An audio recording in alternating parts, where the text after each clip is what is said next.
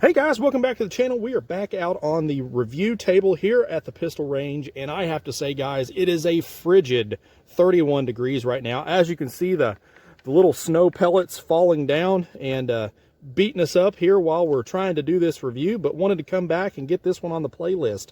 After going through some of my older videos, I had not said or done anything on the Gen 5 Glock, and I just come across one of these and thought, you know, now is that time. Even though, yes, it's a little late, there's about 2 other million people that have made videos on this, proposed ideas, their thoughts, but figured I might as well throw my name in the hat also. But just to kind of give some background, this pistol here does offer some differences over that of the Gen 3 and Gen 4. We'll go over a few of those main differences here as we get going. And then we're going to do some shooting, put a few rounds on paper, shoot some steel, just kind of let you guys see it in action. If you've watched the YouTube short that I did on this a week or so ago, kind of a follow-up for that, for those looking for a little bit more information possibly. But this is a Gen 7 or Gen 5 Glock 17, so it's a 9mm 17 shot plus 1 standard capacity magazines, pretty much the standard Glock as Glock can get. However, in my opinion, this Gen 5 honestly should have been the Gen 4. I don't think, I personally, there's nothing wrong with the Gen 4.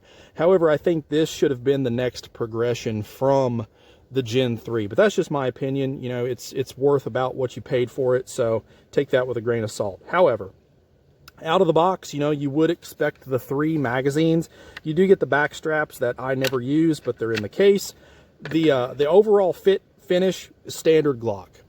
They do have a different coating, and this Glock is unloaded.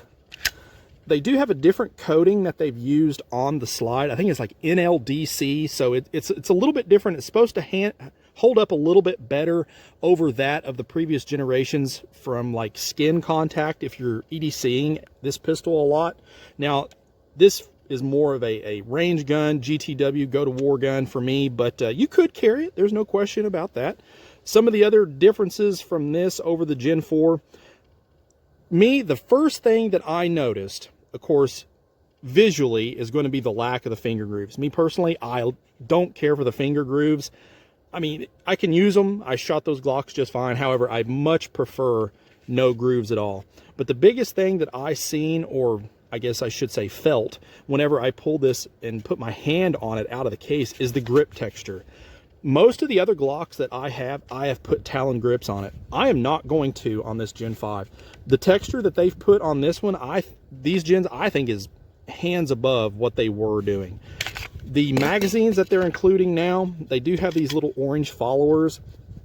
I guess that's to help you locate them potentially. The gun itself overall, like I said, pretty much standard Glock 17. One of the other main differences is they did chamfer the muzzle of the gun, so that way you can introduce it into a holster, supposedly a little bit easier. They did flare out the mag well a little bit, and they put in this silly groove here, supposedly to help you strip a magazine. As many Glocks as I've shot over the years, I have never had to do that, but you know, hey, whatever. We are still using the polymer sights. That's really the only thing about Glock that I don't like. They're supposed to be a battle pistol right out of the box, but you give us polymer sights. And now, have I broke one of these? Yes, I have, but it was really no fault of the gun. I dropped the slide off the bench in one of my previous iterations, and it did crack this rear slide. I mean, it hit absolutely perfect on a part of my steel bench, and it just cracked it. I don't know. Could have been a total fluke, but you know, it is what it is. The controls are ambi, so you do have left and right slide release on the Gen 5. That's a nice touch. Lefties rejoice. And the magazine release is switchable as well. So it does lend to a little bit better shooting for those that are left-handed. So that's definitely something to take away. They did change the barrel rifling in the Gen 5, so you can shoot uncoated reman bullets if that's something that you like to do. I've heard of guys shooting them in the other barrels and not having an issue, so I don't know. I never did it. but supposedly in the Gen 5s, it's no longer an issue because they're using standard rifling in the barrels now, which that's pretty cool. That's a good selling point. The trigger, supposedly the trigger has been upgraded from the factory. Most of the other Glocks, I always put a 3.5 pound connector in basically every Glock that I had. I'll be honest, I am not going to do anything with this trigger. I am going to pull it real quick here and see if I can get an actual pull weight on it. But I'm here to tell you guys, it's not that bad. Let's see if I can get it to work here. So that one's right at 6 pounds. Now, this is not a competition pistol, and that's not what I got it for. I got it for a combat gun. Now, the thing that it does have a little bit of a take up, but it doesn't have that bump that they used to have in this sample size. The break seems really positive. Here's the reset. Good audible reset. I like it. I am not going to do anything with that trigger, guys. Now, I'll be honest with you. I will probably end up upgrading the sights on this at some point. And I do like an extended slide release. The mag release on this 17, it's adequate. It works, but a little bit more pronounced might be something that you might want to look into. But overall, I am super happy with this. Now, with that said, if you already had Gen 4s and maybe a Gen 3, heck, even a Gen 2, would you go out and sell all those to get one of these?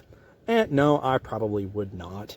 I would run what you had, guys. I mean, it's nice, the few little upgrades that they've put on this, but it's definitely not enough to warrant changing your entire system for, or going out and sourcing new Glocks, because your Gen 3 or Gen 4 is going to do probably pretty much everything this one is going to do, and you've already got it. So, but enough of me yapping. I'm going to load up some mags, and let's put some rounds on steel, guys. All right, guys, I got a couple of mags loaded up of some 115 grain ball, some Wolf. So we'll see how this stuff does. All right, here we go.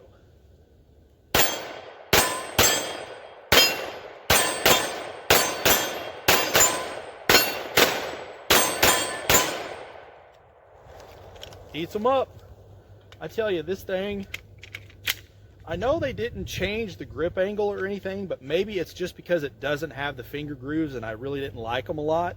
But it just seems like I can drive the pistol a lot easier into the target than I could some of the older generations. I don't know if maybe that's just me. I've got some different thinking in my head because it's a different generation, but I really like how it presents. Now it's just Glock as well, but I like it.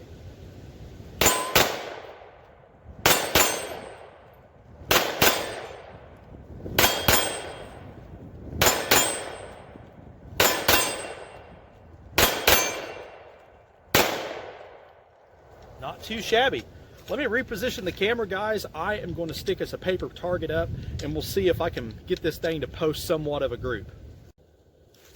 All right, guys, we got some more ammo loaded up here. Again, I'm just shooting that Wolf stuff. I've got a little bit of it left. I'm trying to get it used up, so take that with a grain of salt. But I'm going to go ahead and slow fire 4 targets, and then that center target, I'm going to double tap it and see what I can do. Again, guys, I am not a pistol shooter, so take this as somebody that basically is just your normal everyday guy, you know, your normal everyday pistol shooter. I do enough training to keep up to date and proficient, you know, self-defense wise, but let's see what happens here. Maybe we'll get lucky. First one.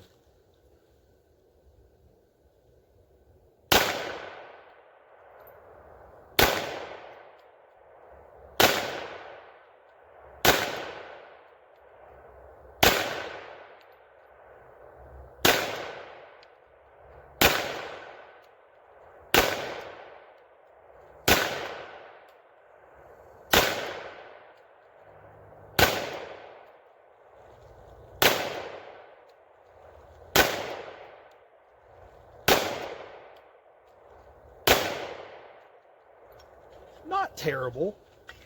Let's try our last one there on the bottom right, and then we'll try that one in the center. All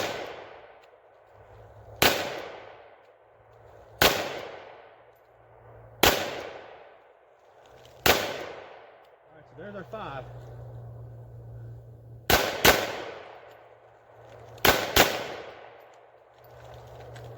All right, so let's take the camera down and we'll see what kind of damage we did here, guys. But like I say, I show what I shot, so no fancy editing or anything of that nature. But we can see here, and 1, 2, 3, 4 here. That's not bad. Did pull 1 down to the bottom right. And number 2 here, 1, 2, 3, 4, 5. That's a pretty decent little cluster. Down here, not so good. Pulled that one really low left, but those 4 there weren't bad. And then these 5 here, they were pretty good. Not too bad, except for that one there. And then my double tap here, you know, definitely I'll actually take that. For me, that is really, really good. But guys, I tell you, if you have not had a chance to put your hands on one of these, definitely take the opportunity to try one. But like I mentioned, it's definitely nothing that I would really go out and specially source if you already have a Glock. You know, take it, run what you got, man. This is a little bit nicer of a gun for somebody that has never owned one, that they might be able to shoot these maybe a little bit better without the finger grooves. I don't know, but you know, check it out, see what you guys think. Let me know down in the comments, do you guys have a Gen 5? Is it something that you might be looking into to possibly get to add to your collection? I have a feeling this one's going to stick around in mine for quite some time. But please subscribe, guys. The analytics on the channel say that roughly about 95% of the viewers are not subscribed. So help a smaller channel out, hit that subscribe button. It doesn't cost you a dime, and it would be greatly appreciated. And as always, guys, shoot straight. Later.